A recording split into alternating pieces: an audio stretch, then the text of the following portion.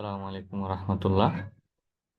আমরা লাস্ট ক্লাসে if else স্টেটমেন্টের কাছে দেখলাম যে বেসিকটা এবং দুইটা এক্সাম্পল দেখছি। সেখানে হচ্ছে যে অপশন দেওয়া আছে অড ইভেনের ক্ষেত্রে অ্যান্ড নেগেটিভ পজিটিভ জিরোর ক্ষেত্রে। অপশন দেখে আমরা সরাসরি স্টেটমেন্ট অপশন কয়টা হবে সেটা দেখে আমরা বলতে পারতেছি যেটা ইফ এলস ইউজ হবে নাকি এলস ইফ সহ ইউজ হবে।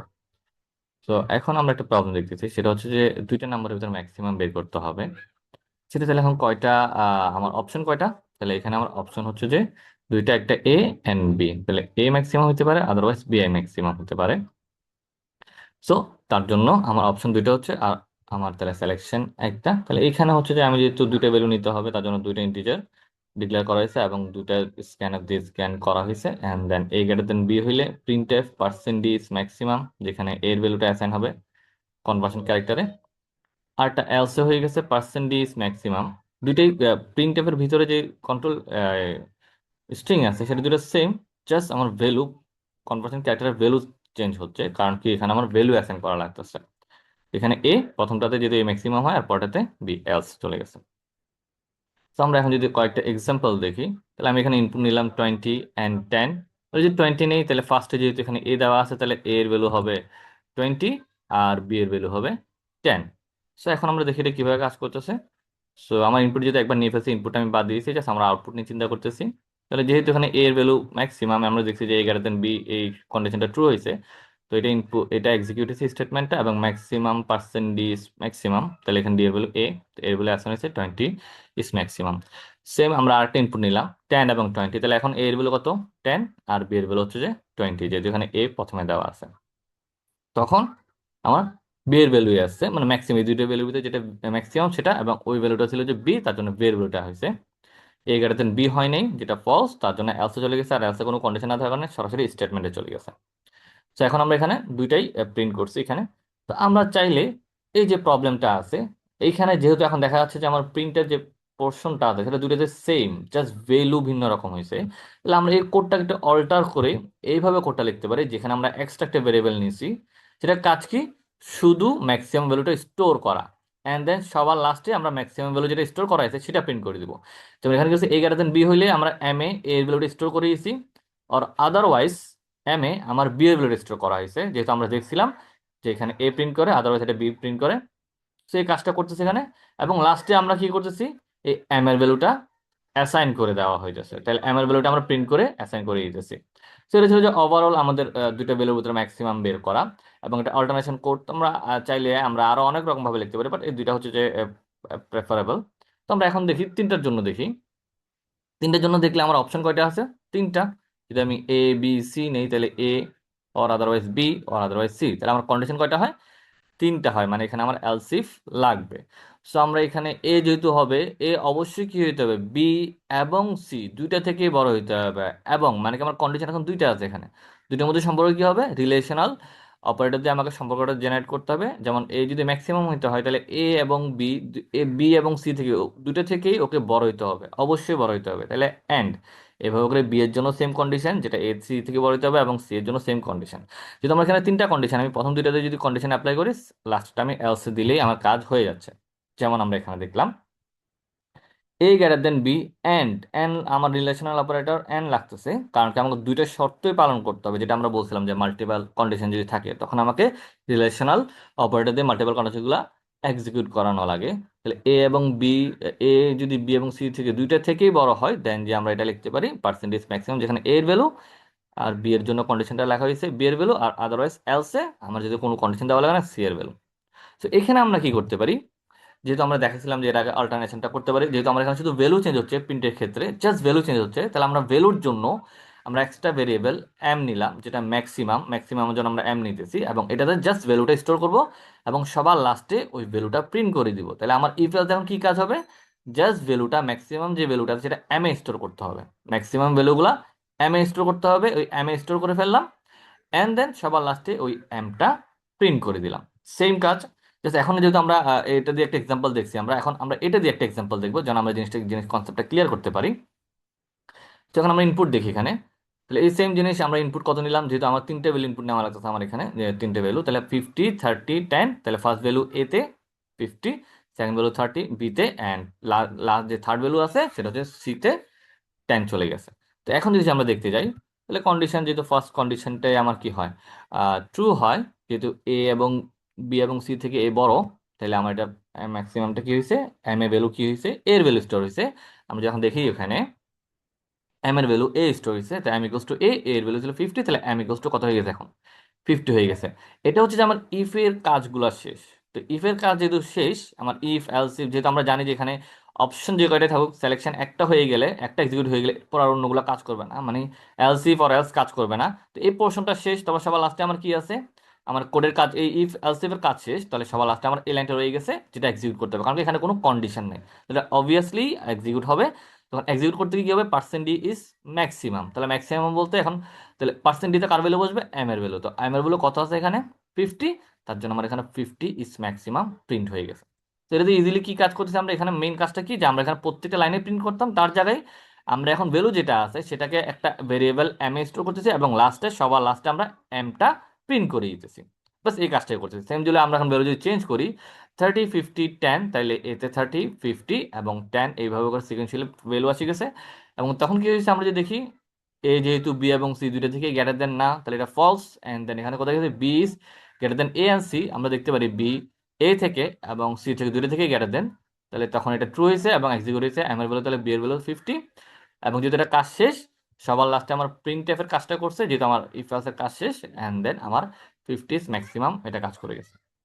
যেখানে আমরা আবার জিনিসটা ক্লিয়ার করে দিই, যে আমরা এখানে ইফ এলস যে কন্ডিশনগুলো আছে, এলস ইফ যখন একটা এক্সিকিউট হয়ে যায়, একটা স্টেটমেন্ট কমপ্লিট হয়ে যায়, তখন কিন্তু ওর অপর যে পোর্শনগুলো আছে সেগুলোতে যায় না, পরবর্তী ডাইরেক্ট কোডে চলে যায়। যেমন এখানে এটা এক্সিকিউট হয়ে গেছে, এরপর এলসে আবার যাই প্রিন্ট করবে না বা অ্যাসাইন করবে না, জাস্ট ও ডিরেক্ট পুরো ব্লকটা বাদ দিয়ে পরবর্তীতে চলে যায়। এই যে জিনিসটা আছে সেটাকে বলা হয় ইফ এলস ল্যাডার, ঠিক আছে, বা সিঁড়ি, মানে কি সিঁড়ির যে কোনো একটা পোর্শন কাজ করবে, একটা এক্সিকিউট হইলে অন্যগুলো আর কাজ করতেছে না।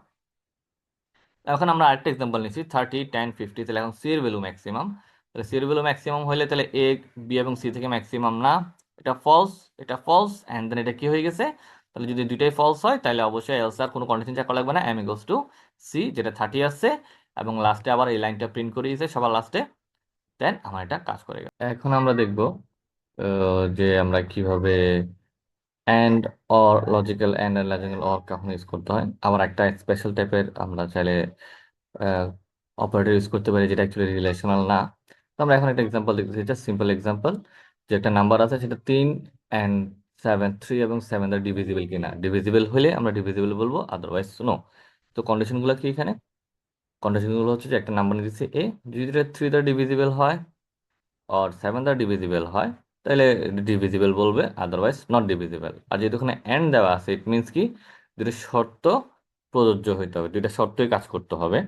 এর জন্য অনেক সিম্পল ভাবে কোড, জাস্ট আমরা একটা ইনপুট নিলাম, এ সরি ডিক্লারেশন করলাম এ, এবং এটা ইনপুট নিলাম, এবং একসাথে যেহেতু আমার এখানে দুইটাই কাজ করতে হবে, তাইলে আমরা এখানে এ মডুলাস 3 ইকুয়ালস টু 0 চেক করতেছি আমরা এখানে, ইকুয়ালস টু এন্ড দেন 7 এর জন্য, এবং এখানে কি দেওয়া হয়েছে, এন্ড দেওয়া হয়েছে, যদি এটা কাজ করে তাহলে ডিভিজিবল, আদারওয়াইজ নট ডিভিজিবল। যদি আমরা এখন এক্সাম্পল কয়েকটা দেখি, তাহলে এক্সাম্পল দেখলে আমরা দেখতে পারি, যেমন আমরা যদি ইনপুট 14 নেই, তাহলে এটা চেক করে দেখছে এখানে 14টা 7 দিয়ে ডিভিজিবল বাট নট 3 দিয়ে, তার জন্য যেহেতু দুইটা ট্রু হয় নাই, এন্ডের জন্য এটা অল, তাহলে এটা ফলস, তাহলে এটা এলসে চলে গেছে। এখন 15 এর জন্য দেখি, 15টা 3 দিয়ে ডিভিজিবল বাট নট 7, তো তার জন্য এটা হয়নি, ডিভিজিবলে যায় না, এটা এলসে চলে গেছে। বাট 21 যদি দেখি আমরা, এখানে 21 3 দ্বারা ডিভিজিবল এবং 7 দ্বারা ডিভিজিবল, তার জন্য এটা আমার ট্রু হয়েছে, অ্যান্ড দেন আমার প্রিন্ট ডিভিজিবল করছে। 25 এটা 3 অর 7 কোনোটা দিয়ে ডিভিজিবল হয় না, তার জন্য এখানে চলে গেছে। তো এখন আমরা এটা সামারি করতেছি, আমরা যতগুলো ইনপুট নিয়ে কাজ করছি সেগুলো ইনপুট নিয়ে সামারি করতেছি, এবং এরপর আমরা যে প্রবলেমগুলো দেখবো, এটা ফেস করবো, এখানে যে প্রবলেমটা হবে সেটা সবগুলো আমরা 4টা ইনপুট দিয়ে চেক করবো।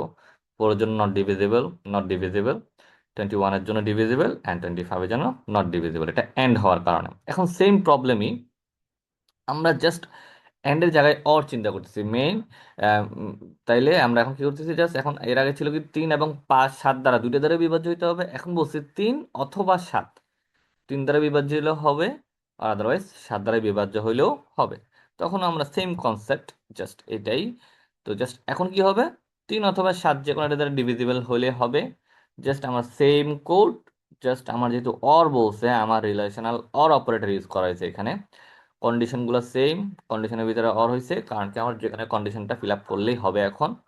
আর এটা সামারি যেটা করলাম, যে আমরা এখন জাস্ট ডিরেক্ট সামারি দিয়ে কাজ করবো, এখন প্রত্যেকবার ইনপুট দিতেছি না। তো 14 এর জন্য কি আছে, ডিভিজিবল। কেন 14 7 দিয়ে ডিভিজিবল, 3 দ্বারা না, বাট যেহেতু অর দেওয়া আছে যে কোনো একটা ট্রু হলেই হবে, তার জন্য 14 এর জন্য এটা ডিভিজিবল আসে গেছে। 15 3 দ্বারা ডিভিজিবল, বাট 7 দ্বারা না, বাট যেহেতু অর দেওয়া আছে দুইটাই ডিভিজিবল হয়ে গেছে, তাহলে এটা ওভারঅল ট্রু হয়ে গেছে, তার জন্য এটা ডিভিজিবল আছে। 21 এটা 3 দ্বারা ডিভিজিবল, 7 দ্বারা ডিভিজিবল, তার জন্য এটা ডিভিজিবল আছে। আর 25 যেটা কোনো নাম্বার দ্বারাই ডিভিজিবল হয় না, তার জন্য নট ডিভিজিবল আছে। বাট এই দুইটা আমাদের সিম্পল প্রবলেম ছিল। বাট আরেকটা প্রবলেম যেটা হয় সেটা হচ্ছে যে এই জিনিসটা এর জন্যই আমরা এর আগে দুইটা প্রবলেম দেখানো হয়েছে, যেন আমি জিনিসটার পার্থক্যটা বুঝতে পারি। এখানে কি বলছে, এখানে বলছে যে 3 এবং 3 অথবা 7 দ্বারা ভাগ যাইতে হবে, বাট দুইটা দ্বারা ভাগ যাইতে পারবে না। মানে কি, শুধু 3 অর আদারওয়াইজ শুধু 7, 3 এবং 7 একসাথে থাকতে পারবে সেরকম হবে না। তাইলে আমরা যখন কন্ডিশন যেটা জানি, তাহলে হ্যাঁ অবশ্যই 3 দ্বারা ডিভিজিবল হলে ডিভিজিবল কাউন্ট করবো, 7 দ্বারা হলে ডিভিজিবল, বাট দুইটা যদি একসাথে হয় তখন কাউন্ট করতে পারবো না।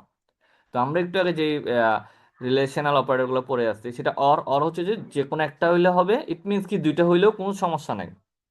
আর এন্ড কি দুইটাই হইতে হবে। এখন আমাকে যে কন্ডিশনটা দেওয়া হয়েছে সেটা হচ্ছে যে যে কোনো একটা, শুধু যে কোনো একটা হইতে পারবে। ইট মিনস কি দুইটা, আমরা যারা একটু পরোক্ষভাবে চিন্তা করি, যেমন দুইটাই যদি ফলস হয় তাহলে আমার ফলস আসতে সমস্যা নেই, বাট দুইটা ট্রু হইলে তখন এটা কাজ করবে না, তখন অবশ্যই কি দেখাইতে হবে, ফলস দেখাইতে হবে। তাহলে এরকম কম্বিনেশনটা কে দেখায়, সেটা হচ্ছে যে এক্সর, বিটওয়াইজ এক্সর যেটা ছিল সেটা কিন্তু এই সম্পর্কটা দেখায়। বিটওয়াইজ এক্সরের ডেফিনেশন কি ছিল, যে দুইটা সেম হয়, ভ্যালু যদি দুইটা সেম হয় অলওয়েজ ফলস আসে, আদারওয়াইজ ট্রু। তাহলে আমরা ওইখানে ইউজ করতে পারি বিটওয়াইজ এক্সর। আমরা এটা স্পেশাল স্পেশাল কেস, যদি কোনো কারণে আমাকে কন্ডিশন দেওয়া আছে যে কোনো একটা কন্ডিশন ট্রু হইতে হবে, একের অধিক কন্ডিশন ট্রু হইতে পারবে না, যে কোনো একটা হইতে হবে, তখন আমরা এক্সর ইউজ করতে পারি। যদি এবার বিটওয়াইজ এক্সর, এটাকে আমরা রিলেশনাল অপারেটর হিসেবেও ইউজ করতে পারি। যেমন এখন আমি এখানে রিলেশনাল অপারেটর দুইটা কন্ডিশন আছে, দুইটা কন্ডিশনের ভিতরে রিলেশন আকারে আমি শো করতেছি, এবং তখনও এটা সেম কাজ করবে, রিলেশনের মতোই কাজ করবে, বাস বৈশিষ্ট্যটা হবে যে বিটওয়াইজ এক্সরেরটা। যেমন আমরা এখন যদি এক্সাম্পলগুলো দেখি, 14 ডিভিজিবল, কারণ যেটা 7 দিয়ে ডিভাইড হয়, শুধু 7 দিয়ে, 3 দিয়ে হয় না, ডিভিজিবল। 15 শুধু 3 দিয়ে যায়, এটা 7 দিয়ে যায় না, ডিভিজিবল।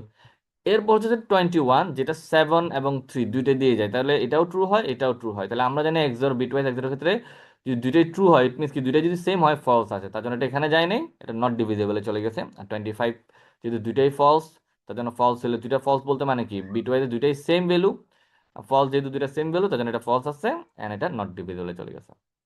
তো জাস্ট আমরা এখানে যে জিনিসগুলো শিখতে পারলাম, যে ফার্স্ট অফ অল যেটা দেখলাম যে আমার মাল্টিপল কন্ডিশন হইতে পারে, এবং আমরা চাইলে আউটপুট আমরা কোনো ভ্যালু অ্যাসাইন করে ভ্যালুগুলোকে লাস্টে আমরা আউটপুট আকারে প্রিন্ট করতে পারি। এবং লাস্টে দিকে আমরা যে তিনটা প্রবলেম দেখলাম, সেটার ক্ষেত্রে বেশি স্পেশাল কেস যেটা ছিল সেটা ছিল যে যদি এমন কোনো কন্ডিশন থাকে যে যে কোনো একটা এক্সিকিউট করতে হবে, তখন আমরা রিলেশনাল অপারেটর দিয়ে কাজ করতে পারি না, তখন আমরা বিট ওয়াইজ এক্সরকে অ্যাকচুয়ালি রিলেশনাল মতো ইউজ করতে হয়। আজকে এতটুকুই। আসসালামু আলাইকুম ওয়া রাহমাতুল্লাহ।